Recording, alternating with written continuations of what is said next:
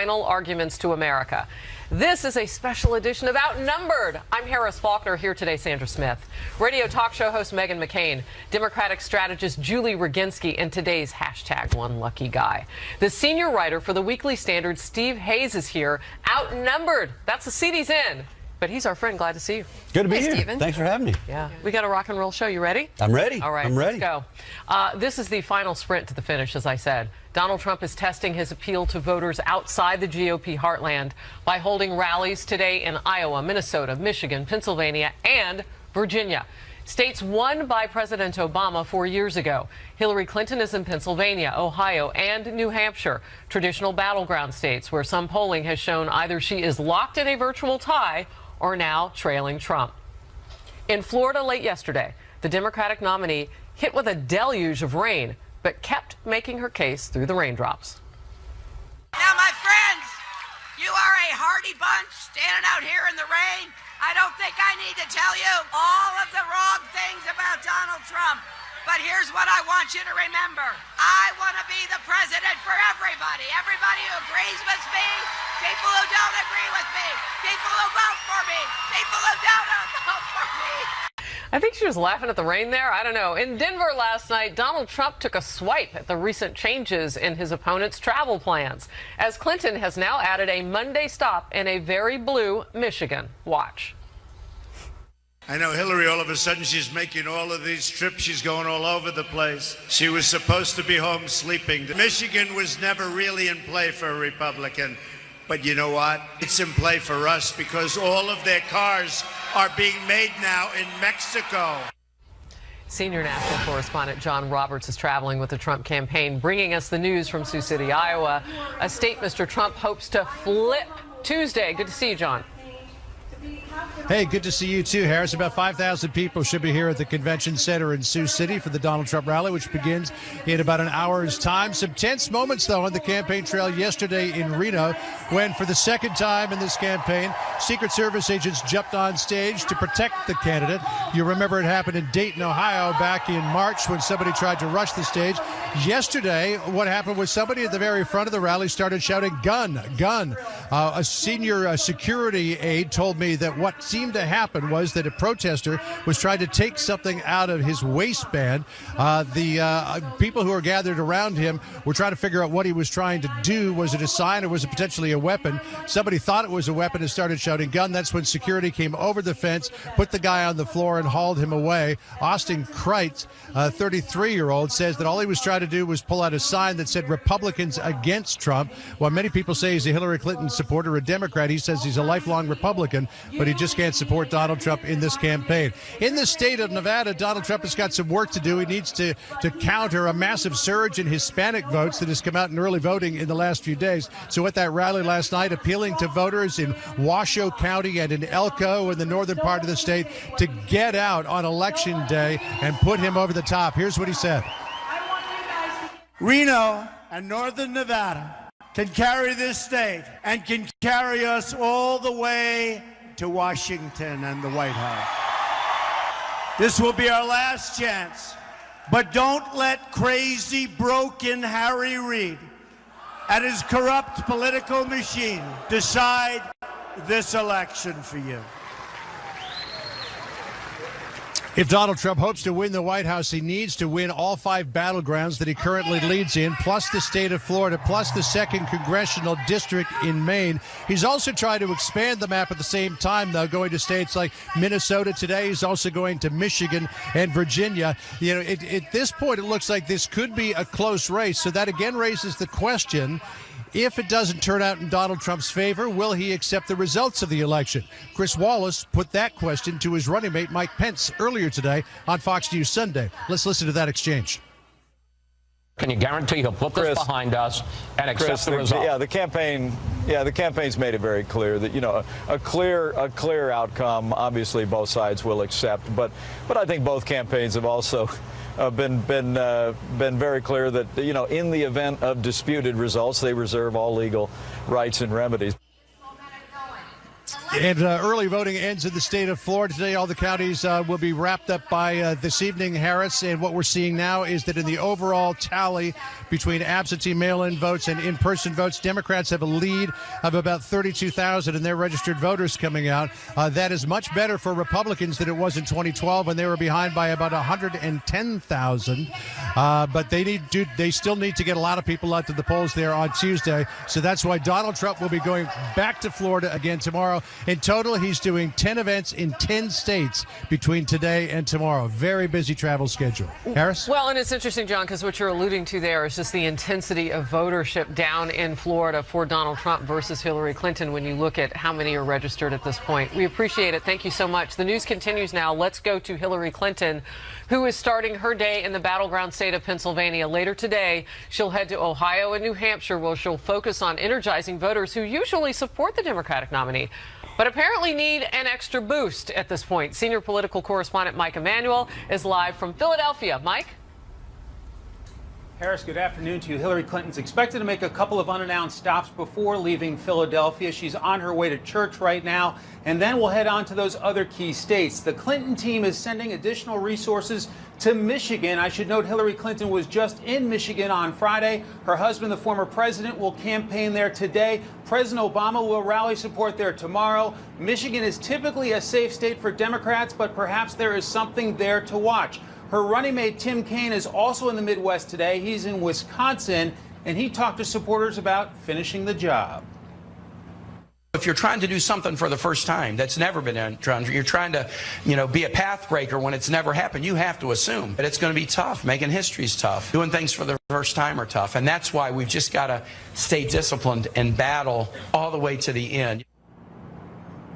Last night here in Philadelphia, Hillary Clinton had some more celebrity help in the form of Katy Perry doing a concert for supporters here in the city of brotherly love. Perry told young supporters there is no excuse for sitting this election out, and Clinton paid tribute to the pop star for her message of toughness. Clinton is not done here in Pennsylvania. She's going to make 2 stops here tomorrow, including a rally with the president and first lady here on election eve. And Harris, may I just note, I'm truly jealous of Steve Hayes. He is really one lucky guy today. You are so sweet. Well, thank you. Well, we're jealous of you because we like to be out in the field as well. So maybe we'll swap sometime. Good to see you. Come on down. All right. I hear the water's warm. Thank you. All right, let's start with Pennsylvania. I mean, at first I was a little baffled, but I saw earlier on Fox News, we were talking with a member of the campaign for Clinton. They're pouring all their eggs into Pennsylvania because they think if they can stop Trump there, what happens? Yeah, I think I would say Pennsylvania and Michigan, right? I mean, they seem to be. Well, Michigan's another story because of the black and poor vote there, but yeah. Well, Trump has targeted Pennsylvania in particular, also Michigan, sort of from the beginning. I mean, his argument has been, I can win this, downscale vote. People are frustrated with the economy in places like Pennsylvania, in places like Michigan. That's going to propel me to victory.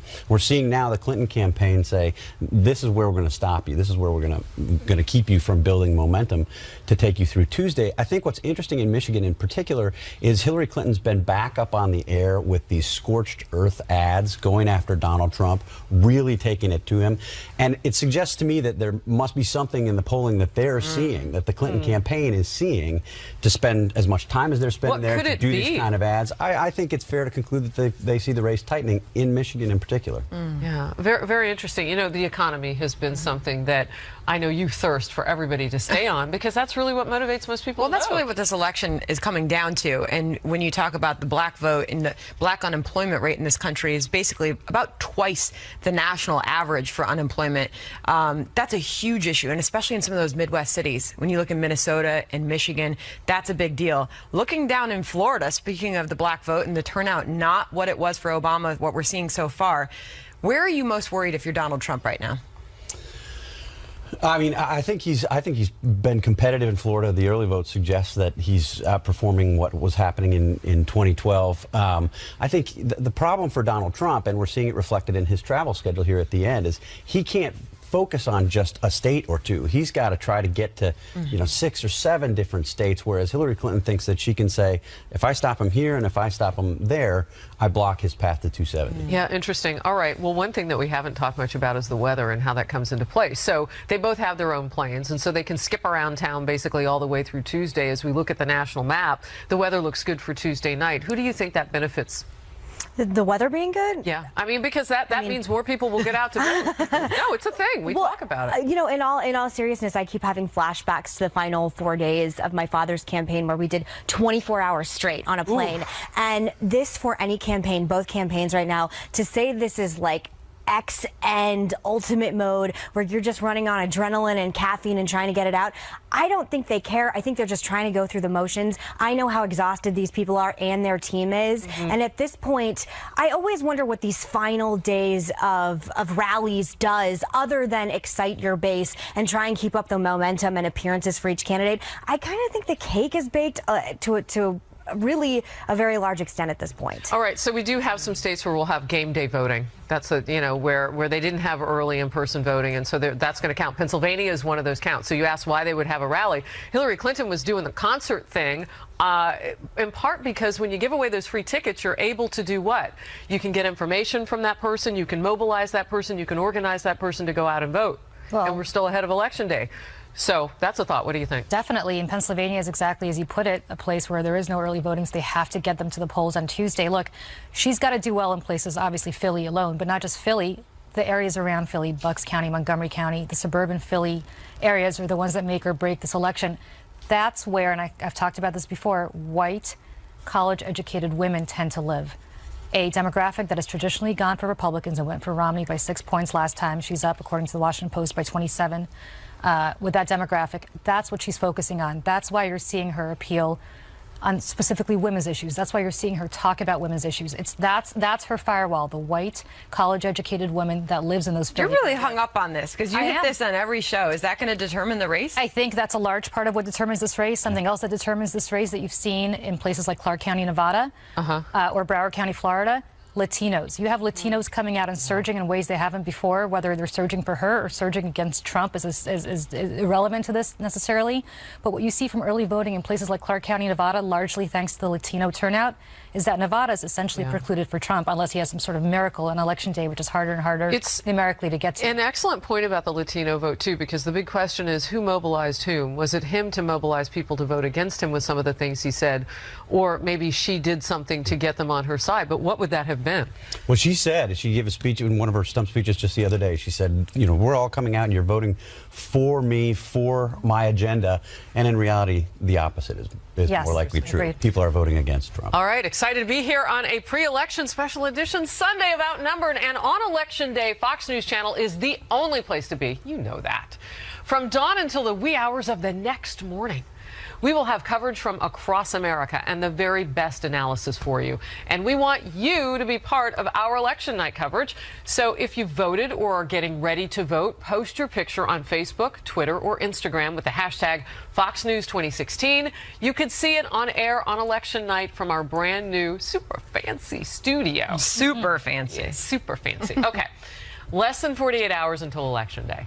Hillary Clinton is holding on to a fragile lead in most of the polling.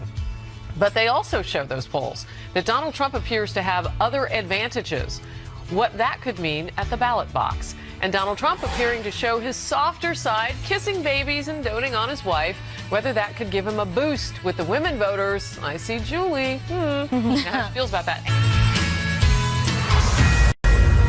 Fox News alert for you. Polls showing Hillary Clinton is holding on to a fragile lead ahead of Election Day. But Donald Trump appears to have other advantages. Right now, the Real Clear Politics average of polls has Clinton ahead by 2 points. But when it comes to enthusiasm and interest in the election, Trump has the lead.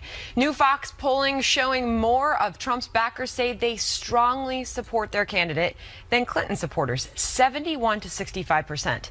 They also show Trump supporters are more likely than Hillary's to be extremely interested in the race, 63 to 54%. What do you make of these numbers, Stephen Hayes? Well, I mean, to go back to Harris's question earlier about the weather, I mean, that suggested of Hillary Clinton, she would like a good weather day because you would get people who aren't as intense out to polls and potentially to support her. Look, I think it's very true that Donald Trump has intense support among his most ardent backers. We've known this for a long time. The question is, how many of them are there? And I think polling suggests in the past couple of days that she seems to be building a lead. Some of the national polling, the tracking polling, ABC, Washington Post is now up to 5. I was going to say, is there one in particular that you're looking at that you kind of say, yeah, that might be? Well, I mean, the ABC, Washington Post poll has bounced around quite a bit over the last few weeks, but it had tightened. It had tightened considerably to basically a virtual tie in the aftermath of the Comey letter and all of the discussion. But she seems to be now widening her very narrow lead, if that's to be believed. You know, the one thing I want to say about that poll, because that poll has an interesting statistic. So you said it's 5 points, which is she's up by 5, but also 55% of her voters support her, and that's why they're voting. 43% of his voters support him. The rest are just voting against her. So she seems to have more affirmative support for her voters than he has affirmative support for himself among his voters. Whether that makes a difference or not in terms of enthusiasm, I don't know. Are they motivated to vote? It seems like the Trump voters are more motivated to vote because they just can't stand her. They just hate her. Well, I can understand that. I'm sure you do. But the question is, and Harris raises a good point, which is it's all about the get out the vote mechanism. She's got a good ground game. He does not. He left it to the RNC to take care of. He shouldn't have done that, and he should have built his own organization, and that's going to make the difference. And what's interesting, I'm so glad you brought that up because I would have forgotten to say it. So the RNC in the last few days has said where they are with getting out the vote is about 12 million. They were about 11.5 last time around in 2012. But that doesn't mean that's for Donald Trump. And whenever I see that report, I'm like, yeah, but that's for everybody that they're doing that to. We don't know what percentage that Donald Trump really has access to or benefits from those door knocks. It's those down ballot as well. Door knocks that they're doing. You know what has really benefited, at least my father in Arizona, are these Obamacare premiums. I think a lot of voters, seeing how high it's gone. I talked about a girl I personally know where it's almost as much as her mortgage. I mean, I think for people, they just know that Hillary is an extension of the same, except, as Governor Huckabee said, on steroids. And people are willing to roll the dice for Donald Trump. They don't know what they're necessarily going to get, but they know they don't want to continue on Obamacare. All right, so based on what you said in the last block, you said you feel like the cake is pretty much baked at this point. So with this narrow of a margin that she is leading by in this latest polling, who do you think it goes to, Megan? I do not want to read the tea leaves in this election. I've been wrong every single point all the way along. I think it's going to be a very late night. My question is, honestly, to go back to, I know what it feels like to be on an election night when you lose. If either of these candidates lose, I couldn't even explain it properly, but it's an assault to your senses in a way that I cannot describe, and you have to be stoic and traditionally a statesman or a stateswoman. And if I know Donald Trump and he ends up losing, I mean, I see him going nuclear, and I see his fans and supporters going nuclear, and I actually don't think this thing ends on Tuesday night. May I say something actually very relevant about your not your situation, but I assume your father's situation, and I'm certainly not speaking for him, but I'll use this as an example. When you have the RNC or the John McCain for Senate campaign getting the vote out as opposed to Donald Trump, what John McCain may be pulling, I'm using him as an example, I don't know if this is accurate, he's pulling his supporters, right? John McCain's identified his supporters. There are people who are voting for John McCain, but John McCain leads Donald Trump by a significant margin in Arizona. So those are voters that may be voting for Hillary or voting for Evan McMullin or voting for Gary Johnson and then voting for John McCain. That's not good for Trump. What Trump needs to do is pull his voters. If he's relying on the RNC or the Senate races to do it, they're going to pull voters that are beneficial to their Senate races and not necessarily to Well, I would think so, yeah. I mean, they say right. that they're giving him access to certain things and they're helping him out. We just don't know the percentage of that. So real quickly, money on a ground game. So we know that Donald Trump in the last day or so has said that he's going to be spending some cash on a ground game. What can you buy? Yeah, you can't rent a ground game at this point. I mean, you have to build a ground game. You have to have the network in place. And Julie's exactly right. I mean, money does talk. You have to have people who are for you, not just for Republicans sort of generically. All right. Meantime, there are signs pointing to a possible erosion in Hillary's so-called blue firewall. She's adding stops to states that have voted Democratic for years. what that says about her campaign's possible concerns at this point. Plus, the new questions the Democrat is facing after more of her emails were found to contain classified information. The Fox polls that show how much this issue is still hurting her.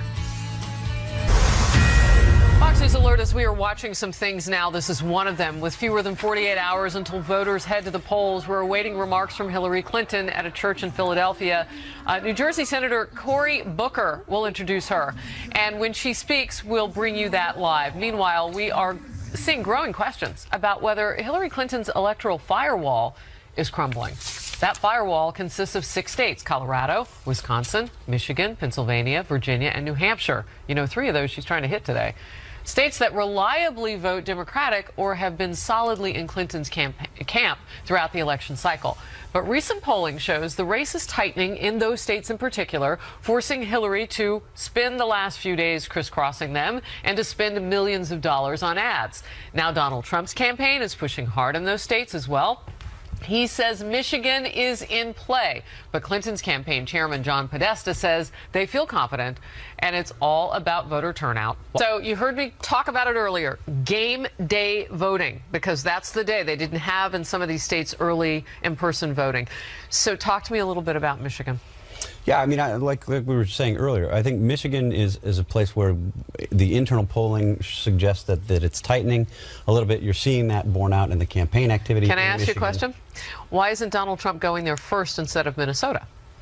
I don't know. I don't understand the Minnesota stuff, honestly. He canceled he had a rally scheduled for today in Wisconsin, which he canceled. He added this stop in Minnesota. Republicans haven't done well in Minnesota. Maybe they're seeing something. Maybe this is a spaghetti against the wall last 3-day strategy. But I don't see what good a stop in Minnesota. I will be stunned if Donald Trump wins Minnesota. But it's clear that Pennsylvania and Michigan are sore spots potentially for Hillary Clinton. There's a lot of sore spots right now. How much, going back to your original comments when we started off the show, giving us your personal look inside of the campaign schedule in these final couple of days, how much are they altering their schedule hour by hour as they look at this polling, especially tightening in some of these Midwest states? I mean, it can happen. Again, I don't understand the Minnesota thing either. I would be hammering all the swing states. I would actually be going to Arizona if I were him as well. It's still in play. You know, funnily enough, when we were talking about her campaigning with Cory Booker, she's bleeding the African-American vote. There just isn't the same enthusiasm for her that there was for President Obama. I was curious if she's regretting picking Tim Kaine. He's been so boring. I don't think he's been an asset to her at all. The original launch of him I thought was fantastic. Past that, bombed during the debate, bringing no enthusiasm. Looks like she may lose Virginia. Kind of Cory Booker looking pretty good right now, just saying. I wonder why she didn't. By the way, full disclosure, so I'm talking, and we had the live picture of Philly moments ago, and I said that Cory Booker was going to introduce, and you were over there just cheering. You love Senator Booker. He's my, listen. Democrats love him. He's my. So why didn't she pick somebody younger, a person of color, or so on and so forth? He's a client, so I love him because all right, well, you like him because he pays you to, but. Well, no, he doesn't pay me anymore, but he was a client, and I love him, and I know him well, so that's But why not pick somebody like that? I guess she decided that Tim Kaine, for a variety of reasons, was the better choice. Look, I was supportive of Cory Booker, but that's because I personally love Cory Booker. I think that what she's doing right now in places like Pennsylvania and Philly with Cory Booker is this is a get-out-the-vote operation. This is not because she's nervous about Philly or about Pennsylvania. Look, Pennsylvania, I said this before, it's like Lucy with the football. The Republicans fall for this every time, where they pull the football away. They're like Charlie Brown, and Lucy pulls the football away at the last second, and they fall for it every election cycle. Haven't won Pennsylvania since '88. Demographically, Pennsylvania has become much where Virginia is now trending to be, which is demographically. It's a different election, Julie. It's not a different. You know, people think it's a different election because everybody thinks every cycle is a different election. It's not. Well, this one really has been different. But it is rhetorically, but demographically. Yeah. How does Donald Trump appeal to people in inner city Philly? More importantly, what about Donald Trump would appeal to somebody in Bucks County, Pennsylvania? So why is it so tight? It's not tight. And by the way, I don't think I've watched enough Peanuts to understand the Lucy with the football. Really? No. You don't remember that? Charlie Brown goes and runs and she pulls it away. We'll explain later. All right, meantime, Hillary Clinton facing new questions about her email practices. The State Department finding 2 more of her messages contained classified information. According to redacted versions released Friday, her emails did not contain markings at the time, something Clinton's defenders say excuses her. But voters don't seem to be giving her a free pass. A new Fox News poll showing 21% of independents say the renewed FBI probe into Hillary's emails makes them less likely to vote for her. And check this out. 59% of likely voters say her use of a private server still bugs them. And a short while ago, our own Chris Wallace put this to Clinton's chief campaign strategist. Do you think the FBI announcement, now a week and a half old, has hurt Clinton? No, I don't. I think it obviously occupied a lot of airspace, but I think, you know, we've been knocking on doors. We have had lines all weekend at our phone banks of people waiting to get in. We've knocked on 2 million doors this weekend. And I think where you're seeing the enthusiasm is in the early vote. He's great. I mean, we all he's a watched smart that. guy. Yeah. He's a smart guy. He's a good pollster. But come on. Yeah. He doesn't think that what happened over the past week hurt Hillary Clinton. That's crazy talk. It's the kind of spin you expect to get on the weekend before the election. Clearly, it's hurt her. You know, what we found is ever since Bernie Sanders said that he didn't care about her damn emails, majority of the American public actually does care about her damn emails, in part because we've seen her be consistently dishonest about what she did, why Was she that a did it. reference back to Bernie Sanders talking about, I don't want to talk about those damn emails? Yeah, he All right, didn't want to talk about them, but Julia everybody else Roginski did. just showing that people do care. This is the Yes. latest Fox News polling on this. When asked, how concerned are you that these scandals will have a serious effect on the candidates' administrations if elected, 46% said very in Clinton's case, to 32% in Trump's case. Not at all, 16% Clinton, 26% Trump. People care. Of course they do. I care because I know what's going to happen if she gets elected. You'll have investigation after investigation. Anybody who says they don't care is living in la-la land because, of course, it's going to have an effect. If you have a Republican House and Jason Chaffetz is already saying that he's going to investigate. If when, right. So if she wins, so ultimately it's going to happen. But to go back to Steve's point, both you and Joel Benenson, who I also have to disclose is a friend also, but can be right about this. And the reason he can is it could have had an effect. Maybe they have internal numbers, I don't know, that shows that it's now stabilized, that they don't have an effect anymore. I don't know the answer to that. I obviously am not privy to their polling, but I can tell you that it could have had an effect, and then the voters came home back to the Democratic Party potentially. So he could be right about that as we sit here today, as opposed to last week. So, Meghan McCain, you have been there with your dad when he has run time and time again, and things come up late in the campaign. And what are the discussions like behind the scenes that kind of get you to then move forward beyond things? What do you mean, like moving past the... Yeah, whatever's going on. I mean, for my family, it was like a lot of alcohol and prayer, but I'm sure theirs is quite different. The best way to live. But I mean, stuff comes up for campaigns all the time. They're usually not FBI investigations. Yeah, I mean, I think each campaign is a reflection of the candidate's personality. So Hillary Clinton's is very uptight, very closed off, and not very fun. Donald Trump seems like he's still having a great time. He's got his family out there. He's calling his wife baby on the campaign trail. I think it's all a reflection of the candidate's personality. It doesn't matter how many Jay-Z, Beyonce, Katy Perry people come out to act like they're excited about Hillary Clinton. Millennials just aren't. I find it fascinating that they're just maybe opting to stay out. The last remaining question, white college-educated voters. You're obsessed with them. I'm obsessed with them.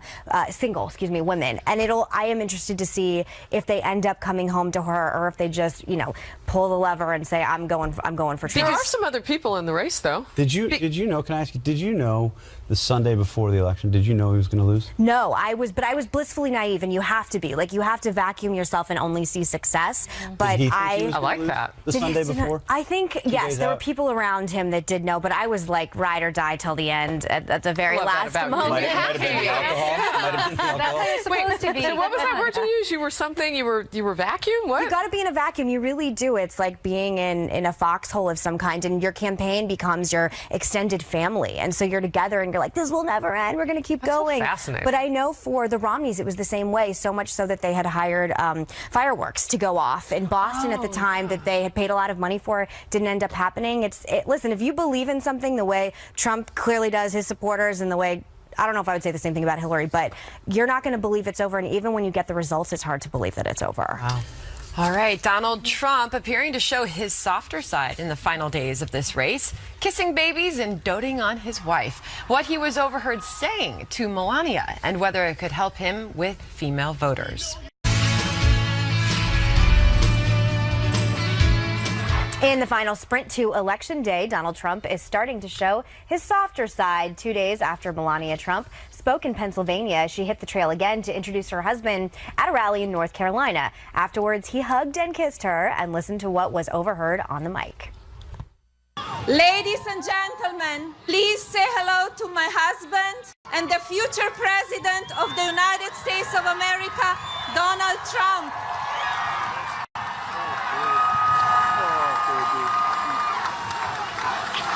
That's sweet. Did you catch that? He said, "Aw, baby," as he thanked his wife. Trump then gave a shout out to the rest of his family in the audience, calling his son Eric my boy. I have my boy, Eric, and his great wife, Laura, who comes from this area, right?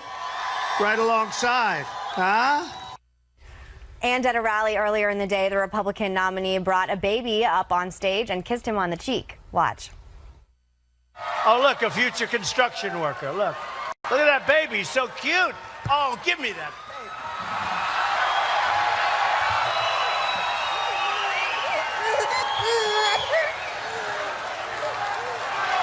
baby. Future construction worker. They did a great job. Wow. That is a great, beautiful baby. Congratulations. So is that like a little Halloween outfit? Oh, listen, Julie, don't rain on our... As dark as this election has been in so many ways, this is one of the things people love about politics. I mean, it's like the endearment. So why did it take him so long? I don't know, but where has Melania been? Listen, she's an asset to him in some ways. I don't think in all ways, but she really is. I would have preferred a lot more Ivanka, a lot more Melania in these last few weeks. So where'd they go, Steve? No idea.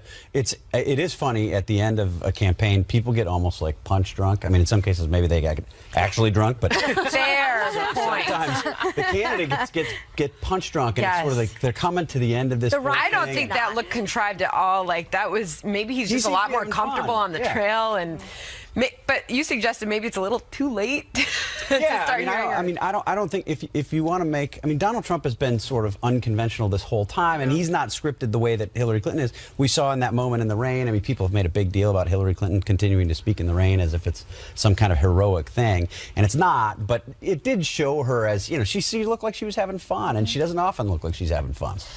After those women started coming out and talking about allegations that they made against Donald Trump, he should have immediately done what he did. Sandra today. said the same thing. Bring out Melania. Ivanka, I know Ivanka's busy trying to save the brand, but if she wanted to have her father get elected, she should have come out. And I don't understand for the life of me.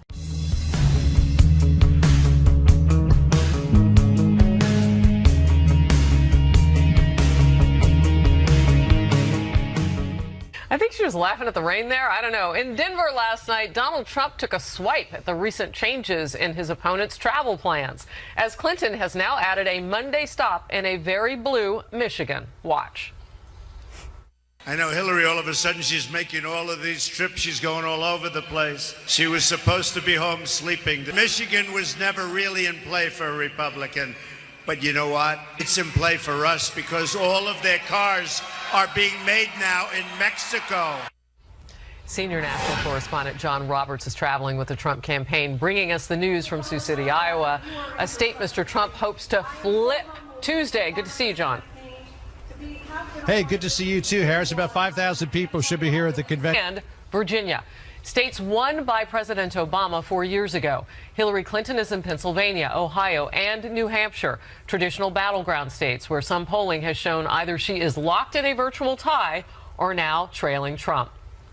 In Florida late yesterday, the Democratic nominee hit with a deluge of rain, but kept making her case through the raindrops. Now, my friends, you are a hardy bunch standing out here in the rain. I don't think I need to tell you all of the wrong things about Donald Trump. But here's what I want you to remember. I want to be the president for everybody. Everybody who agrees with me, people who don't agree with me, people who vote for me, people who don't vote for me.